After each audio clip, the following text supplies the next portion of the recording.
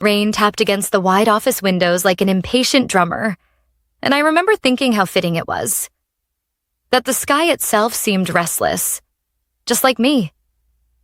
My hands trembled slightly as I packed the last of my things into the cardboard box they'd given me. A framed photo of my team from 3 years ago, a mug with the company logo half faded from use, and a few pens I'd bought myself when the office stopped ordering supplies. Across the hall, through the glass divider, laughter echoed. The sound of clinking glasses, music, and celebration drifted into my empty cubicle. My boss, Richard, stood at the center of it all, his expensive suit gleaming under the fluorescent lights, holding a champagne flute high. Around him, my former colleagues were smiling, nodding, pretending not to look in my direction. Finally, I heard Richard's voice, muffled but clear enough through the glass. Someone competent. She'll clean up Ellen's mess. My fingers froze around a stack of reports. My mess. The system I built, the processes I designed, the clients I secured. All reduced to a mess. I turned just enough to see her. Amanda, the new innovation specialist they'd hired. She looked fresh out of a management seminar. Sleek ponytail, white blazer, confidence sharp as glass. She was smiling at his words, maybe politely, maybe smugly. It didn't matter. I was already being erased. Security arrived right on cue. They were polite, careful not to make it a scene. Company policy, one of them muttered as I was escorted past the glass wall where Richard's team was raising their glasses. My reflection stared back at me. Tired eyes, rain-slick hair, and the faintest smile. Because what none of them knew, not Richard, not Amanda, not anyone, was that I'd already made my move. But we'll get to that. Right now, I was still the dismissed employee, the scapegoat, the woman who'd given 6 years of her life to a company that couldn't even spare a proper goodbye. When I reached the parking lot, the rain had turned into a full storm. The cardboard box sagged under the weight of my belongings. My car, a faded silver sedan, felt like a coffin as I sat there, staring at the neon glow of the building I'd practically lived in. 6 years. I'd built their client data architecture from scratch, the one thing that made their department profitable. And yet, Richard had been circling for months, whispering to upper management about my inefficiencies. I worked long hours, but not loud hours. Amanda, though, she was loud. She knew the right buzzwords, the right smiles.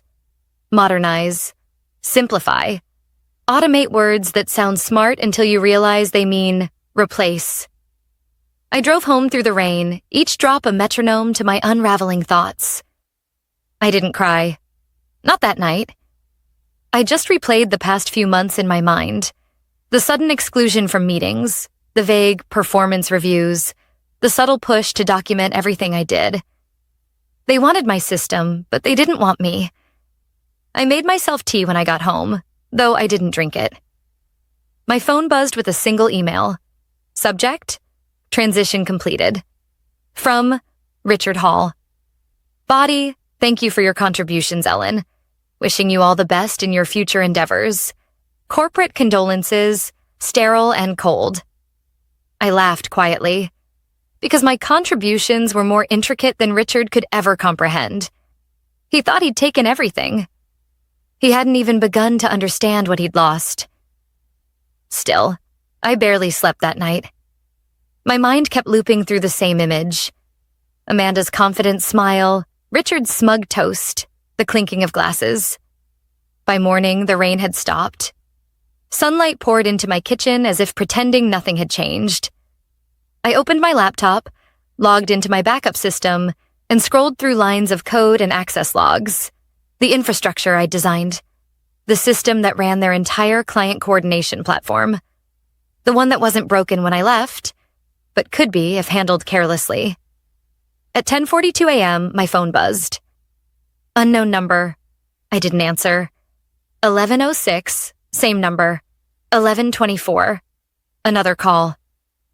By noon, there were 9 missed calls. I smiled this time, not out of malice, but inevitability. Amanda had opened my files. You see, what Richard never understood is that my work wasn't just a checklist of functions or formulas. It was alive, adaptive. Every calculation, every parameter tied to context, only I understood. The documentation they demanded? It existed, of course, but not in the way they expected. Each piece referenced another, a living network designed to evolve, not obey. By the time I stepped out for lunch, the number of missed calls had reached 15. I stood on the balcony of the cafe, sipping my coffee slowly, watching clouds drift across the blue. Somewhere across the city, Amanda was probably panicking. Richard was probably shouting, and their precious system was starting to collapse under its own misunderstood complexity. And me? I was free. But the funny thing about freedom, it doesn't always feel peaceful at first. Sometimes it feels like standing at the edge of everything you once believed in, watching it fall apart, and realizing you built the storm that's about to begin. By the time I woke up the next morning, my phone had 38 missed calls. Most were from an unfamiliar number, but a few were from numbers I recognized. Former colleagues, people who'd stayed silent at that champagne toast. There were messages, too, fragments of panic that didn't make sense until I pieced them together. Ellen, please, we need to talk. Something's wrong with the system. It's crashing every hour. No one can fix it. The clients are furious. Richard's losing it. I stared at the screen for a long time, watching the little red notification count climb as new messages appeared. A quiet satisfaction warmed somewhere deep inside me, but it didn't feel as good as I imagined it would. Maybe because I knew what was coming. Chaos, lost data, angry clients, the very things I'd spent years preventing. Still, I didn't answer. Instead, I got dressed, made coffee, and went for a walk. The November air was cold and sharp. It cleared my head. People passed me on their way to work, clutching travel mugs, talking into phones, unaware that somewhere in the heart of the city, one company's lifeline was unraveling thread by thread. I'd seen it coming. The week before my firing, Richard had pushed for system simplification. He'd wanted control, shorter code, fewer dependencies, things that looked neat on paper but ignored the messy reality of human behavior and data. He didn't understand that the system was built around adaptive patterns. It learned, responded, predicted. It wasn't broken. It was alive. But Richard never liked anything he couldn't fully control. When I returned home, I made the mistake of opening my email. There were 20 new messages waiting. The latest was from Richard himself. Subject, urgent. Please respond. Ellen, we need your assistance immediately. Amanda's having issues with your setup. Something about client integrations failing. We're willing to compensate you for a consultation. Just a few hours of your time. Please call me back. Compensate. That word made me laugh out loud. As if money could make up for 3 years of late nights, missed birthdays, stress migraines, and the humiliation of being escorted out while they celebrated my replacement. I closed my laptop. For a few hours, I tried to distract myself. I did laundry. I even cooked, something I hadn't done in weeks. But every few minutes, my phone would buzz again. More missed calls. More messages. By the time I sat down for lunch, there were 67. Curiosity got the better of me, and I finally listened to one voicemail. It was Amanda. Ellen, it's me. Look, I think something's wrong with the integration mapping. Every time I try to reset the node, the system rejects the changes. The error logs keep referencing your username, even though we deactivated it. I can't fix this. Please just call me back. Her voice was trembling. That sharp confidence she'd displayed at the party had dissolved into panic. I could almost see her in that pristine white blazer, hair disheveled now, staring at screens that no longer obeyed her commands. But she wasn't wrong. The system was referencing me. Not because I wanted revenge, but because I'd built a safeguard months ago, when rumors about restructuring first began. A simple self-validation protocol tied to my credentials. If major edits were made without proper authorization, it would revert to a defensive mode. Not to destroy data, just to protect it from unverified manipulation. I'd told Richard about it once. He'd waved it off as over-engineering. So now, their own negligence had triggered the safeguard. And I was the only one who knew how to deactivate it. By evening, I sat by the window, watching the city lights flicker. The phone was still buzzing on the coffee table. 83 calls by now. I didn't pick up. Instead, I thought about what all of this meant. About the quiet irony that my so-called mess had kept the company running smoothly for years. About how quick they'd been to replace me with someone who looked the part, spoke the right language, smiled at the right moments. But more than that, I thought about the people. The junior analysts, the project assistants, the interns who'd relied on that system to do their jobs. None of this was their fault. They were probably sitting in that office right now, watching everything fall apart, terrified they'd be blamed next. That thought unsettled me. I'd told myself I was done. That they deserved whatever consequences came from their arrogance. But watching the missed calls pile up, hearing Amanda's voice shaking with fear, I realized something I didn't want to admit. Part of me still cared. Not about Richard, not about the company, but about the work itself, the system I'd built, the people it was meant to help. I poured myself another coffee and opened my laptop again, logged into an old monitoring dashboard I'd kept for backup purposes. And there it was. The chaos in real time. Red alerts blinking across the screen like a city on fire. Client synchronization errors, integration failures, timeouts across every sector. The system was holding, barely, but one wrong command could send it into total collapse. I sat there for a long time, staring at those blinking warnings, listening to my phone vibrate every few seconds. Then I did something that surprised even me. I opened a new message. To amanda.h@kleinanalytics.com. Subject, stop. Body, don't touch anything else. Log out immediately. I'll be in touch. Ellen, I hesitated before hitting send. It wasn't forgiveness. It wasn't surrender. It was something else. Responsibility, maybe. Or maybe just unfinished business. As I pressed send, another voicemail arrived. This one from a number I didn't recognize. Ms. Grant, this is Linda Chen, Deputy Director from the Department of Municipal Infrastructure. We were told you designed the Klein system now failing across the city's logistics network. We'd appreciate a call back. It's urgent, I froze. The city. I'd built something too big to fail. And now, if I didn't step in, real people would suffer. And for the first time since I was fired, I realized this was never just about revenge. It was about consequences. The next morning, sunlight streamed through my blinds, but it didn't feel like a new day. It felt like a countdown. I'd barely slept after that voicemail from the city official. Every time I closed my eyes, I saw the dashboard. Blinking red alerts, system stalling, routes failing. What had begun as a quiet act of defiance was turning into something much bigger than I'd ever intended. By 8:15 a.m., my phone rang again. The same number. I let it go to voicemail once more. Then curiosity got the better of me. I pressed play. Ms. Grant, this is Deputy Director Linda Chen following up. The traffic coordination network your company installed last quarter is malfunctioning. Emergency services are reporting delays across multiple districts. We understand you were the lead architect. Please, we need your help. Her tone wasn't angry. It was urgent. Human. The kind of voice that carries the weight of responsibility. I sat there, still in my robe, coffee cooling beside me, feeling my pulse quicken.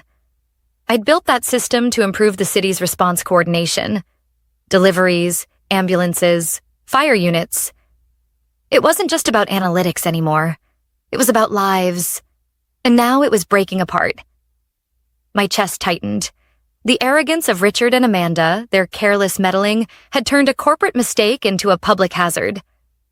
I could almost hear Richard in some boardroom right now, sweating through his shirt, trying to spin the disaster as a temporary software anomaly. A soft buzz drew my eyes to my phone again. A new message, this time from Irene, one of the junior engineers who used to report to me. Ellen, please. The mayor's office is furious. Richard's blaming you. Says you sabotaged the system before leaving. We all know that's not true, but they're talking legal action. Please call me. I stared at the screen. Sabotage. Of course he would say that. It was easier than admitting incompetence. I took a slow breath, then dialed Irene's number. She answered immediately, her voice trembling. Ellen? Oh, thank God. Everything's falling apart. Half the city grid's down. Ambulances are getting rerouted through manual dispatch. It's chaos. Stop touching the code, I said firmly. Tell Amanda and anyone else with access to log out now. No changes. None she already tried 3 resets, Irene whispered. It's getting worse. Of course it was.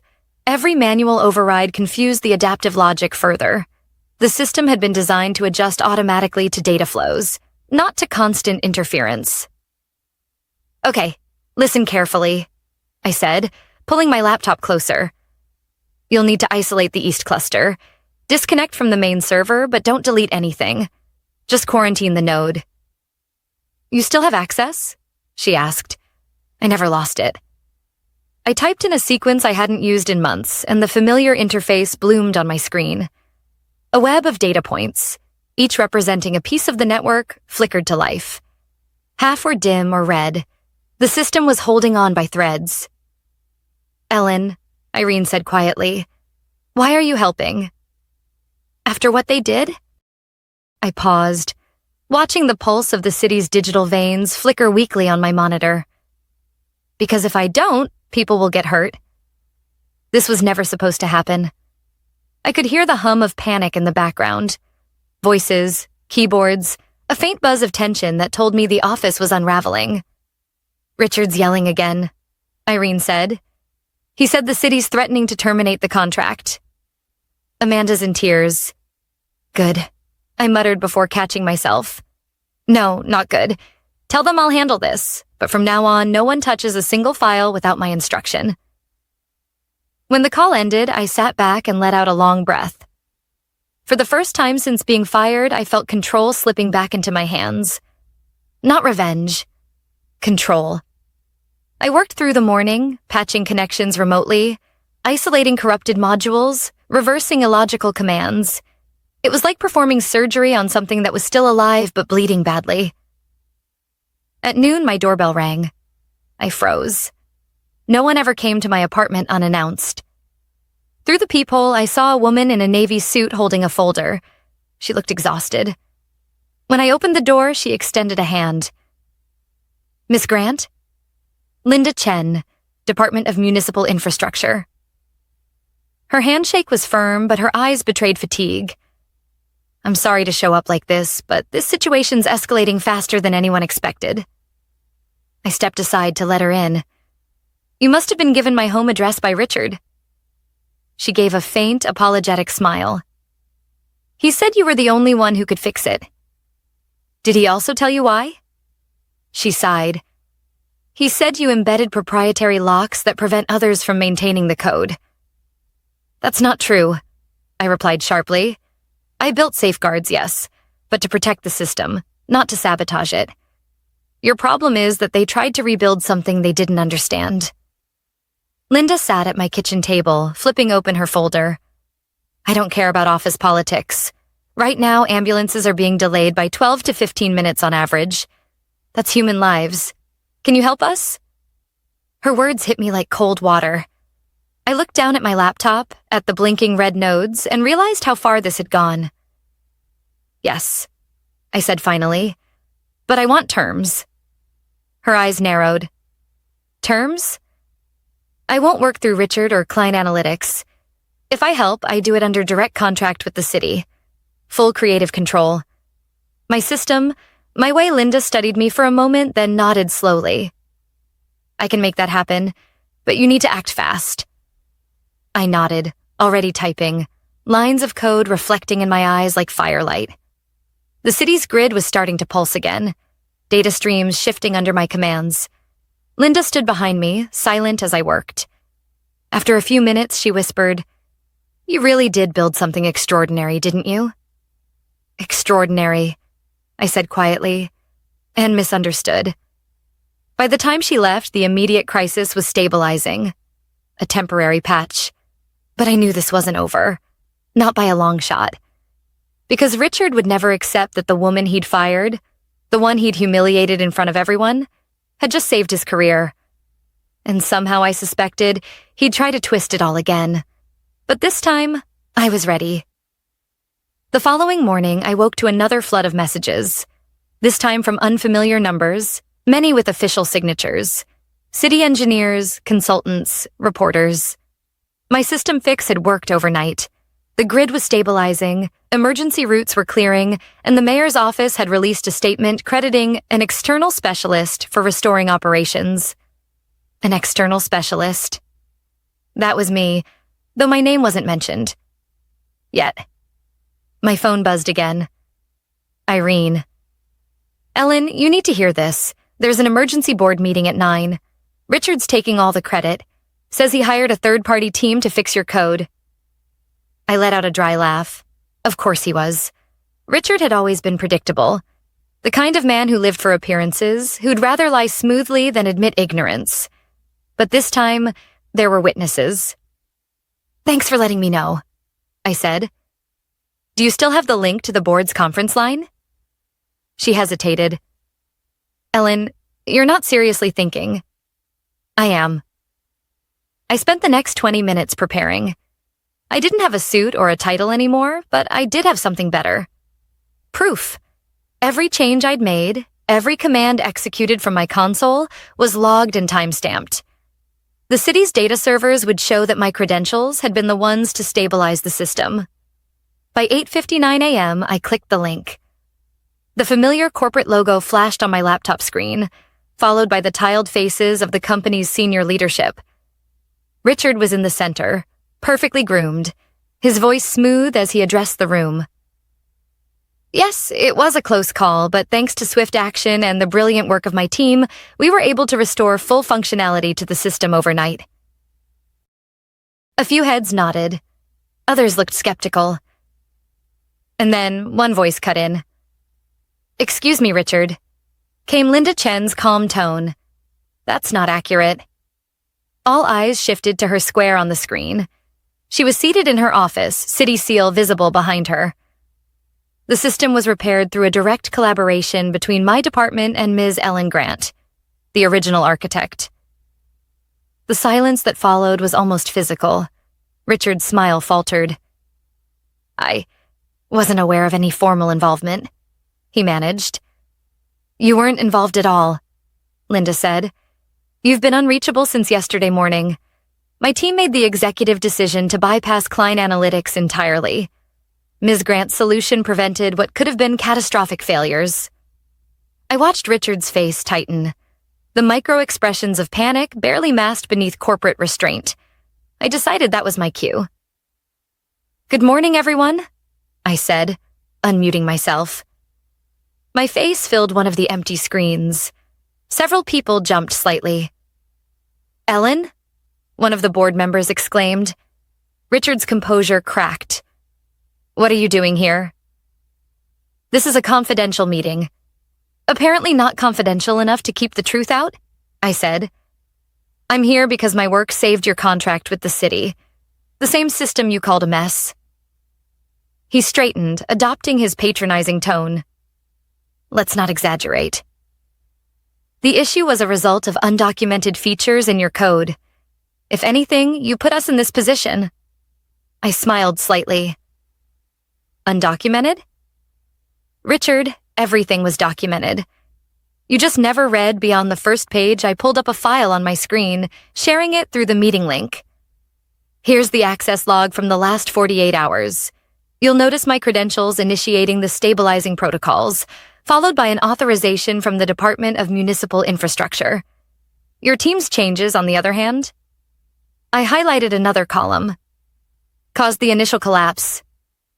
One of the board members cleared his throat. Is that accurate, Richard? He glanced down, jaw clenched. I can't verify that at this time. Linda leaned forward. I can. My department confirmed it this morning. The chairman of the board spoke next, his voice low but sharp.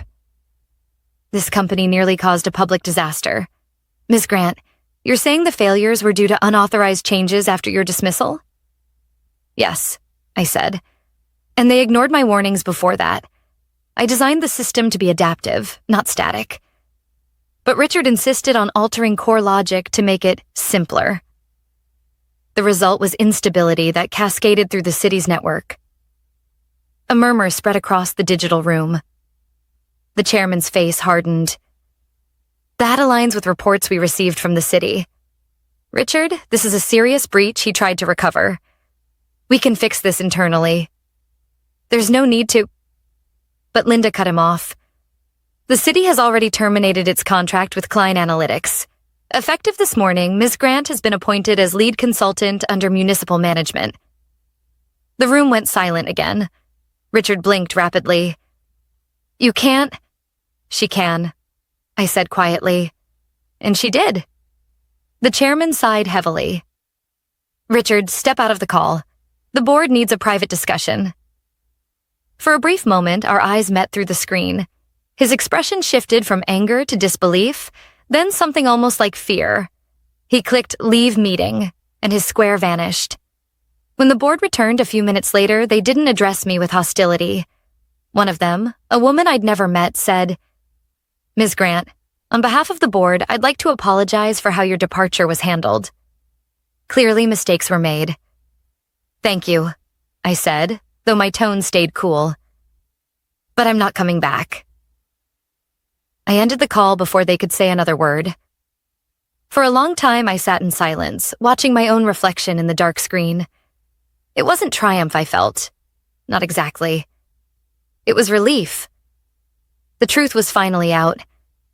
But deep down, I knew Richard wasn't finished. Men like him rarely accepted defeat quietly.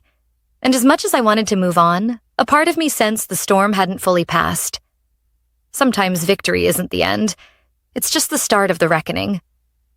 For 2 days after the board meeting, my phone didn't stop buzzing. Reporters, recruiters, ex-colleagues. Everyone suddenly wanted to talk to the woman they'd ignored a week earlier. I didn't answer most of them. I wasn't looking for applause. I just wanted quiet. But peace rarely comes that easily. On the third morning, there was a knock at my door. Through the peephole, I saw him. Richard, still in one of his tailored suits, though this one looked wrinkled, like it hadn't been pressed since the chaos began. His tie hung loose, and the bags under his eyes were deep. For a moment, I considered not opening. Then curiosity won. I unlatched the door. Ellen, he said, forcing a strained smile. Can I come in? I don't think that's a good idea, I replied. He glanced around the hallway, lowering his voice. Please, just 5 minutes. Reluctantly, I stepped aside. He walked in, the faint smell of cologne mixed with stress following him. His eyes darted to my desk, where my laptop sat open, code lines glowing faintly on the screen. You're still working, he said quietly. I'm improving the city's grid, I answered. Something your team never learned how to do. He winced. I didn't come to argue. Then why are you here? He hesitated, and for the first time since I'd met him, I saw something genuine behind his polished facade. Fear. They're letting me go, he said flatly. Effective immediately. The board blames me for everything they should, I said. He looked at me sharply. You think this is funny? No, I said softly. But it's fair. He ran a hand through his hair and sighed. Ellen, I made mistakes, but I didn't deserve this. You've got to understand. I was under pressure from the board, from the investors. They wanted fast results. Brooke's resume looked good. Her name's Amanda, I interrupted. Whatever. They wanted someone who could modernize things. I thought, maybe you'd plateaued. I crossed my arms. So you fired me to prove a point? He looked down. I misjudged you. I studied him for a moment. He wasn't lying. He wasn't apologizing either, not fully. It was a statement of regret, not remorse. A subtle difference, but an important one. What do you want, Richard? He met my eyes. A chance to make this right. If you'd let me come on board under your new contract, maybe as an advisor, I could help smooth things with the remaining clients. I know the politics, you know the systems. Together we could— Stop, I said, raising a hand. You humiliated me in front of everyone. You celebrated while I was escorted out. You called my work a mess. Now you want to work for me? His mouth opened, then closed again. I need a second chance, he murmured. I almost felt sorry for him. Almost. But then I remembered standing in that rain-soaked parking lot, cardboard box in hand, watching him toast to my replacement. Richard, I said evenly, you didn't just fire me. You erased me. You made me question my worth, my competence, my place in a field I built my life around. That kind of damage doesn't get undone with one apology or a new job title. He stared at the floor. For a moment, he looked smaller. Just another man who'd believed his own myth for too long. I'm sorry, he whispered. I nodded slowly. You should be. But I don't need your apology to move forward. I already did. He turned toward the door, defeated. I guess that's that. As he stepped out into the hall, I called after him. Richard? He stopped. Next time you hire someone more competent, I said, make sure you understand what you're replacing first. He didn't answer, just nodded once and walked away. When the door closed, I let out a long breath I hadn't realized I was holding. The apartment was silent except for the hum of my computer. I sat back down at my desk and looked at the new interface I'd been building. A refined version of the system, independent from any company. It wasn't just a program anymore. It was a statement. Proof that resilience can't be fired and brilliance can't be replaced. Later that afternoon, I met Linda Chen at City Hall to finalize my contract. She handed me the official document with a faint smile. Municipal Innovation Consultant, she read aloud. You'll oversee all future development and have full authority over the infrastructure network. Full authority, I repeated, letting the words sink in. You earned it, she said. The city owes you more than a paycheck. As I signed, I thought back to that first morning. The rain, the laughter, the humiliation. How small I'd felt. How certain I was that everything I'd built had been taken from me. And now here I was. Not with revenge, but redemption. When I left City Hall, the air was clear. The city hummed around me. Traffic flowing, lights synchronized, sirens cutting through intersections without delay. My system was alive again, stronger than before. I passed by Klein Analytics' glass tower on my walk home. Movers were carrying boxes out of the lobby.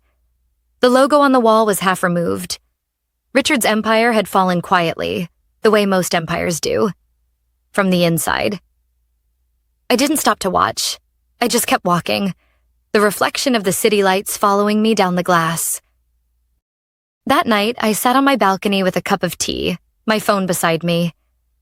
No missed calls, no frantic messages, just peace. Sometimes revenge isn't loud. It doesn't need fire or chaos. Sometimes it's simply watching those who underestimated you realize they were never in control, and choosing not to look back. Because true power isn't about making them pay. It's about proving you never needed them to begin with.